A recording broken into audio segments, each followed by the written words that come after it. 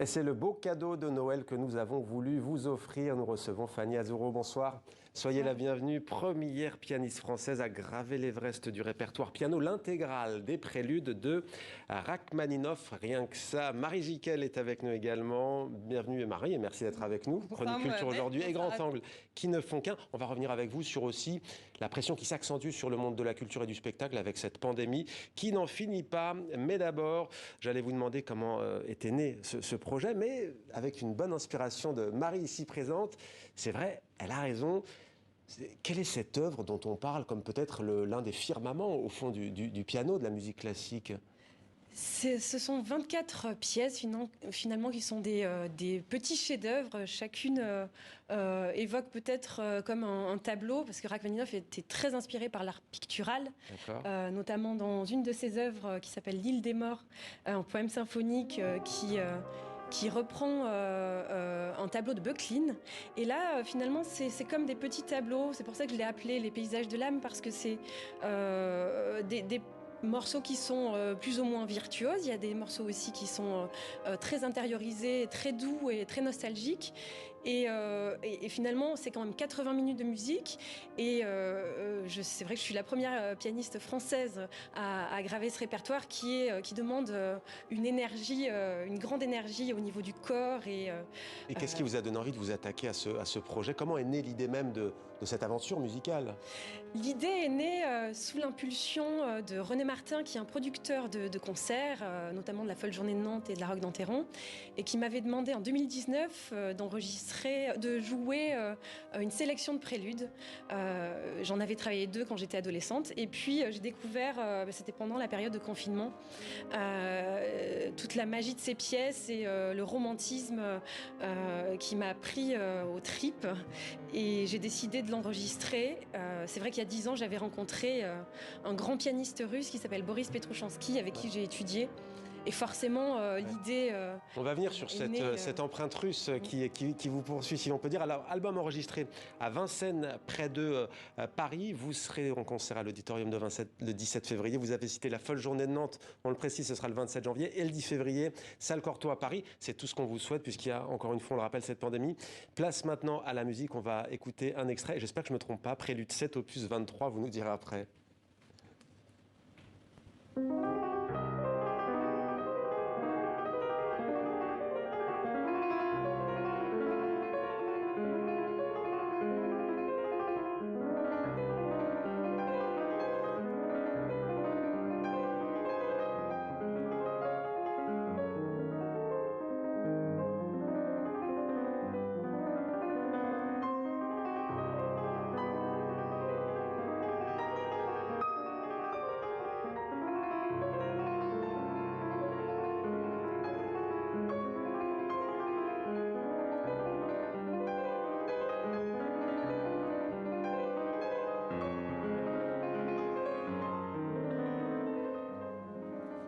Fanny Azuro, Rachmaninoff, qu'est-ce qu'il incarne ?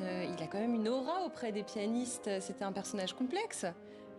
Pour nous, pour le milieu des pianistes, il incarne l'un des plus grands pianistes du XXe, l'un des plus grands compositeurs pour piano. Il a écrit énormément de pièces pour piano et pas que, notamment tous ses concertos qui sont formidables, et d'autres pièces dans les préludes, les études tableaux, les moments musicaux. Et il incarne une âme d'exilé, puisqu'il est parti en 1917 vivre aux États-Unis. Il a toujours regretté son départ. D'ailleurs, il a plus joué après son départ aux États-Unis. Il était plus interprète que compositeur, ce qu'il regrettait de ne plus avoir ce temps-là pour la composition. L'âme d'un romantique et l'âme d'un pianiste tourmenté, puisque tout petit, quand il avait 12 ans, il est parti travailler son piano loin de sa famille. Il a perdu 2 sœurs. Il a beaucoup souffert dans son enfance. Il a quitté la Russie en 1917. C'est ça. Définitivement. Il n'y est plus retourné du tout. Il jouait un peu partout dans le monde, mais il n'a plus remis les pieds. Et ça a occasionné beaucoup de souffrance. Mais on la sent même avant son exil. Finalement, c'est un exilé avant l'heure, puisque dans sa musique, il y a cette nostalgie, cette passion, ce bonheur aussi, mais cette nostalgie qui est très prenante. Et quelle a été votre approche, si on peut dire, interprétative? Il y a, on peut dire, deux écoles. Soit vous explorez des sources, vous étudiez vraiment la biographie du compositeur, que vous avez l'air de bien connaître, bien sûr, ou plutôt traiter la musique par son caractère plus universel, par aussi une façon plus intuitive. Je pense qu'au départ, l'interprète découvre cet univers de manière assez intuitive et c'est ça qui est passionnant de réussir à comprendre ce qu'a voulu dire le compositeur, à comprendre et rentrer dans son âme et essayer de la dévoiler. Mission artistique, il parlait, pour reprendre ces mots, d'où le titre de cet album d'ailleurs peut-être. Oui, que l'interprète se doit d'avoir cette mission au-delà de chaque note, finalement. Les notes, la virtuosité, c'est quelque chose, mais c'est pas important. Ce qui est important, c'est cette âme qu'on doit transmettre et cette histoire qu'on doit raconter à chaque concert. Mais techniquement, c'est aussi très très compliqué, c'est un vrai challenge. C'est un vrai challenge, c'est vrai. C'est vrai, ça demande beaucoup de travail. J'ai eu la chance d'avoir finalement pendant ce confinement l'année dernière, j'ai essayé d'y voir un petit peu ce qu'il y avait de positif et de profiter de ce temps chez moi, de travailler comme un chercheur dans un laboratoire, de travailler plusieurs heures à mon piano et découvrir voilà tout ce que Rachmaninov voulait dire avec ses préludes. Justement, cette formation russe, qu'elle apporte dans votre jeu, Marie parlait de la technique, qu'est-ce que ça a changé dans votre façon de jouer? Vous parliez de cette rencontre fortuite et singulière avec votre maestro, Boris Petrouchanski, c'est ça? Petrouchanski. Oui. Qu'est-ce que ça a changé dans votre manière de jouer? Ça m'a apporté beaucoup de recul, beaucoup de confiance en moi, parce que finalement, tout ce qui m'a donné, qui m'a apporté, c'est cette confiance et aussi ce poids du jeu, d'un jeu sonore, peut-être plus masculin. Pas que les hommes, j'allais dire d'ailleurs. J'ai aussi fait des rencontres de pianistes femmes phénoménales, Gisèle Magnan et Touya Aquila, qui est une pianiste... Côté jazz, là, plutôt, on est... Alors non, toujours classique. J'ai rencontré beaucoup de monde, mais c'est vrai que Boris... J'ai renouvelé toute ma technique et j'ai un jeu, je pense, peut-être plus puissant grâce à lui. Et pour cette musique, un jeu très contrasté. Et on a évidemment travaillé ensemble ce répertoire. Et vous avez parlé du confinement. Marie, on va voir maintenant avec vous encore, en cette fin d'année 2022, les risques qui pèsent sur cette scène artistique, musicale, sur le monde du spectacle aussi. Tout à fait. Puis en plus, là, vous avez été au courant ces derniers jours, beaucoup d'annulations, des annulations en série, puisque les artistes étaient malades, des annulations qui coûtent très cher, surtout en cette période des fêtes. C'est la période où les salles réalisent leurs plus grosses recettes, des sous plus que bienvenus après une année à moitié le rideau qui ne s'est pas levé. Des annulations en série donc au théâtre Mogador qui misait sur sa grosse production du Roi Lion. Le Covid n'a pas épargné les chanteurs, les danseurs, mais aussi les doublures. Ce show venu de Broadway est donc suspendu. Même problème de contamination au théâtre du Châtelet, au cabaret parisien de Michoud, le Crazy Horse, le Moulin Rouge, à Bordeaux aussi, où le ballet de fin d'année attendait 20 000 spectateurs durant les 2 dernières semaines de décembre. La Sylphide sera rejouée à partir seulement de la semaine prochaine. Voilà donc des artistes malades, mais aussi des artistes déprimés, puisqu'ils ratent la période festive, ce moment de partage, de joie avec le public. C'est très compliqué pour nous, peut-être encore plus pour tous les artistes qui se produisent dans des grandes productions d'opéra.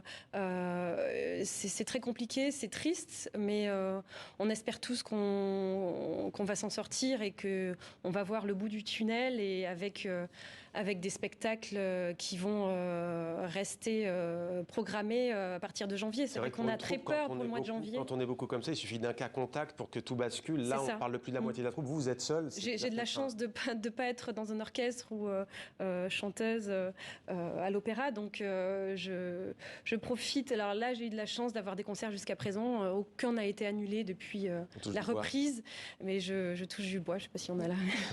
Et surtout que les établissements, ils font tout pour limiter la propagation, notamment avec des tests. À l'Opéra de Paris, ces mesures mesure commence à fatiguer les artistes, surtout les instrumentistes avant qui, faute de pouvoir porter un masque, sont obligés de se tester 2 fois par semaine. Ils ont mené une action pour tenter de lever cette mesure en vain. Écoutez leur avocat Victor Steinberg.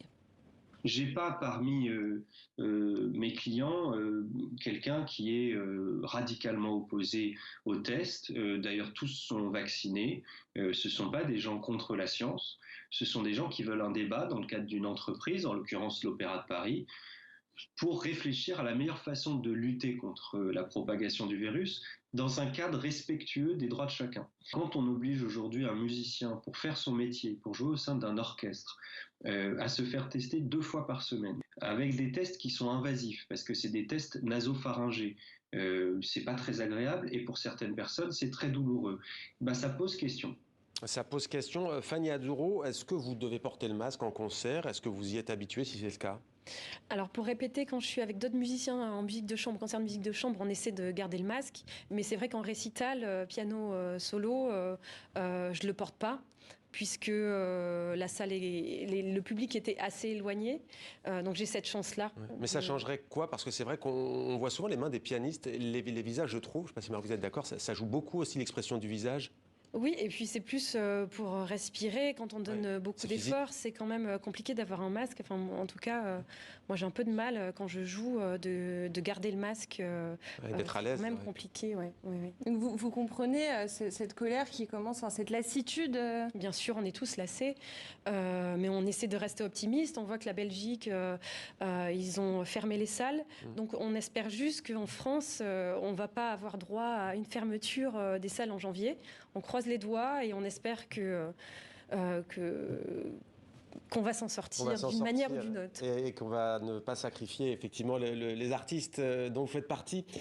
Dans ce brouillard d'Omicron, ma chère Marie, on va maintenant voyager un peu direction Montréal pour découvrir le centre des musiciens du monde, c'est ça? Tout à fait, sa mission poussée sur le devant de la scène, si je puis dire, les instruments rares, les instruments de musique rares. L'organisme a été fondé en 2017 par un ethnologue et un musicien d'origine iranienne. Il a permis, cet institut, à une quinzaine de musiciens de se produire, de percer sur la scène artistique montréalaise. C'est ce que nous explique notre correspondante Catherine François. On va le faire 2 fois. 2, 3. C'est l'atelier Balafon ce jeudi matin au Centre des musiciens du monde. Adama Daou, d'origine malienne, fait découvrir cet instrument peu connu à des petits écoliers. Adama fait partie des artistes que le Centre des musiciens du monde a pris sous son aile. Il a ainsi fondé un trio qui met en valeur son balafon. Moi, le Centre des musiciens du monde, c'est pour faire renaître les instruments traditionnels, qui est méconnu du public. C'est vraiment un centre qui rassemble des musiciens de toutes les horizons. L'idée était d'offrir un lieu de rencontre à des musiciens qui jouent des instruments qui ne s'enseignent pas dans les écoles, à des artistes porteurs de traditions musicales ancestrales et à des artistes qui ont immigré à Montréal. Ce lieu, c'est vraiment pour permettre cet échange, c'est pour permettre aux musiciens, musiciennes qui arrivent ici de trouver leur place au sein de la société. Donc juste leur aider à cheminer. Chaque année, le centre parraine 4 artistes en les soutenant financièrement et logistiquement.